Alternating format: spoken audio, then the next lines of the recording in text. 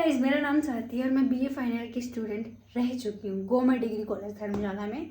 तो इसी 3 सालों को लेकर मैंने आज ये वीडियो बनाई है, मतलब कि थोड़ा ऑब्जर्व करा कॉलेज में क्या होता है, कैसे एडमिशन्स होती हैं, कब स्टार्ट होता है कॉलेज, कौन कौन से फॉर्म लगते हैं, कैसे कैसे मेरिट लिस्ट आती है, ये सब मैंने ऑब्जर्व करा। तो ये सब मैंने अपनी वीडियो में डाला ताकि आप लोगों को पता चल सके कैसे क्या होता है। लेकिन ये वीडियो ना थोड़ी हटके होने वाली है, मतलब इम्पोर्टेंट तो बहुत है, ये वीडियो बहुत इंपॉर्टेंट मैंने इसमें पॉइंट्स उठाए हैं, तो आपको बिल्कुल ध्यान से सुनना पड़ेगा क्योंकि बीच में मुझे भी थोड़ा हो जा रहा है क्योंकि इस पर जो प्रोस्पेक्टिव आया था ना उसको समझना बहुत मुश्किल था। अगर आप देखते ना आप खुद कंफ्यूज हो जाते, मैं खुद कंफ्यूज हो गई थी। तो मैंने पूरा पॉइंट वाइज पॉइंट यहाँ पे नोट करा हुआ है ताकि मैं आप लोगों को एक्सप्लेन कर सकूँ, समझा सकूँ। मैंने पूरी कोशिश करी, आई होप कि आप समझोगे और आपको बिल्कुल ध्यान से सुनना है वीडियो को, बिल्कुल ध्यान से। अब मेन बात आती है कि आप कॉलेज में आ रहे हो, ठीक है, +2 क्लियर कर रहे हो।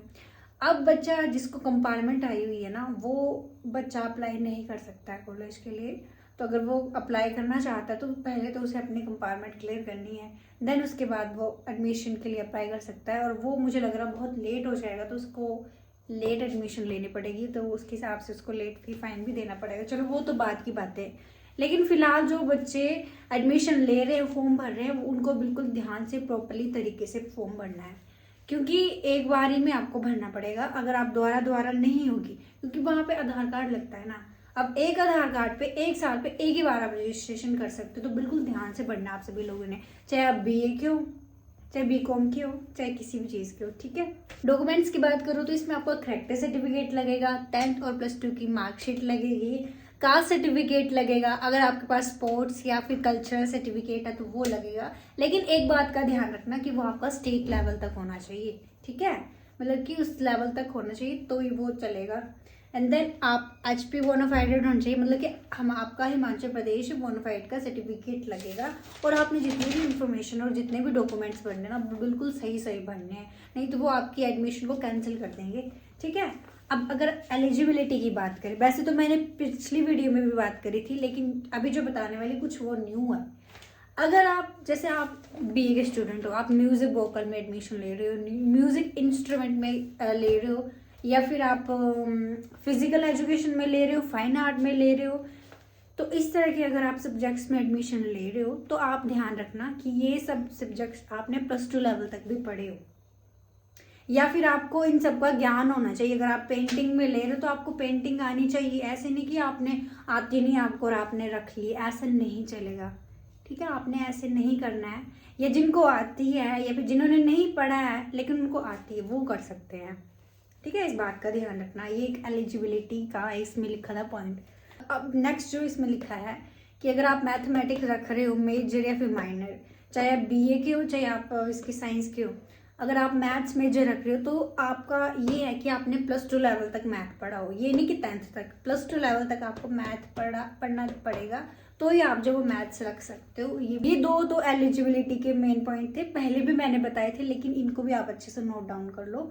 अब नेक्स्ट है कि अब जैसे एडमिशन्स होंगी ना तो वो आपकी ऑनलाइन मोड से होगी, वेबसाइट पे होगी कॉलेज के, वो आपको मैं लिंक प्रोवाइड कर दूंगी। लेकिन अभी एडमिशन आई थिंक स्टार्ट नहीं हुई है, वो भी डेट आ चुकी है, वो मैं आपको आगे बताऊंगी वीडियो में। फिलहाल जो मेन बात है ना उनको जान लो आप। अब आप स्टूडेंट्स हैं, आप फॉर्म फिल कर रहे हो तो वहाँ पे आपको जो वो सब्जेक्ट्स की प्रेफरेंस भरनी पड़ती है। तो आप जो प्रेफरेंस भरोगे ना बिल्कुल ध्यान से भरना, मेक श्योर कि आपने जो मेजर रखना है ना, जिस सब्जेक्ट को आपने मेजर सब्जेक्ट रखना उसको आप फर्स्ट प्रेफरेंस में भरना।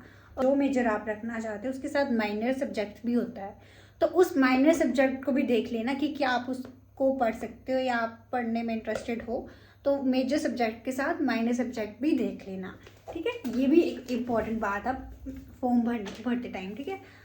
अब जैसे आपकी एडमिशन्स होगी, ठीक है, मान लो कि आपने सब कुछ प्रेफरेंस वगैरह सब कुछ भर दिया, फॉर्म वगैरह भर दिया, ठीक है।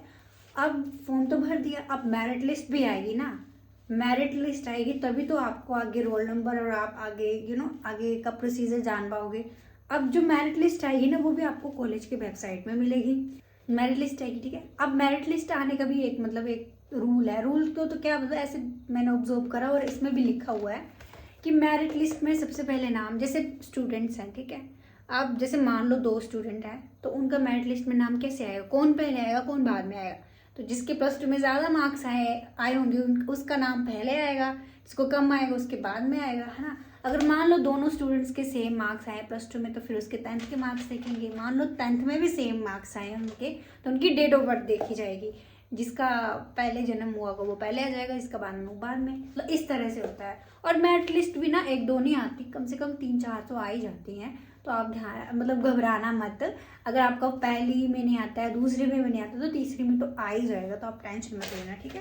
अच्छा, फीस से रिलेटेड है, आप ये भी ध्यान से सुनना, क्योंकि ये भी मुझे भी थोड़ा समझने में टाइम लगा था। इसमें लिखा है कि हर स्टूडेंट को जो है वो चाहे कॉलेज की फ़ीस भरनी है, चाहे आपको फ़ाइन भरना है, कुछ भी भरना है पेमेंट से रिलेटेड, तो वो जो भरना है वो कॉलेज की दी हुई डेट के मुताबिक ही भरना है। जैसे अगर आपका मेरिट लिस्ट में नाम आ गया, देन उसके बाद आपको टाइम दिया जाता है। जैसे फर्स्ट मेरिट लिस्ट आ गई ना, तो उसके लिए 2-3 दिन दिए जाते हैं फ़ीस भरने के लिए। तो आपको उन्हीं 2-3 दिनों में जो है वो फ़ीस सबमिट करनी पड़ेगी, नहीं तो आपका नाम कैंसिल, मतलब कि आपकी सीट किसी और को मिल जाएगी, फिर ये होता है, ठीक है। तो आप ध्यान रखना।